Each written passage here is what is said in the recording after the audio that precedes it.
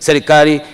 katika mwaka 2025-26 itaendelea kuchukua hatua za kuendeleza na kusimamia sekta ndogo ya mafuta na gesi kwa lengo la kuhakikisha kuwa mchango wa sekta hiyo katika pato la taifa unaendelea kuimarika. Serikali itaendelea kutekeleza miradi ya utafutaji na uendelezaji wa mafuta na gesi asilia katika vitalu vya Mnazi Bay Kaskazini, Eyasi Wembere, Songosongo Magharibi, Ruvuma eneo la Ntoria na kitalu cha Lindi huko Mtwara. Mheshimiwa Spika, serikali itaendelea pia na utekelezaji wa mradi wa kuchakata na kusindika gesi asilia kuwa kimiminika, yani liquefied natural gas LNG, mradi wa bomba la kusafirisha mafuta ghafi kutoka Uganda hadi Tanzania,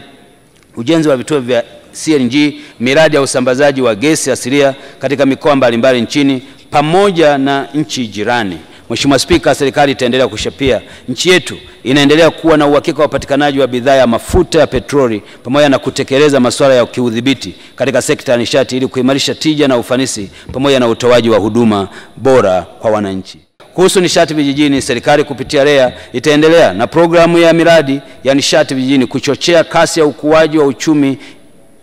na maendeleo ya kijamii katika maeneo hayo. Programu na miradi itakayotekelezwa ni pamoja na mradi wa kupeleka umeme katika vitongoji, mradi wa ujazilizi awamu ya pili B, mradi wa ufungaji wa mifumo ya umeme wa jua katika maeneo ya visiwa yaliyo mbali na gridi ya taifa, pamoja na kutekeleza mkakati wa taifa wa matumizi ya nishati safi ya kupikia kwa kushirikiana na wadau kwenye sekta binafsi.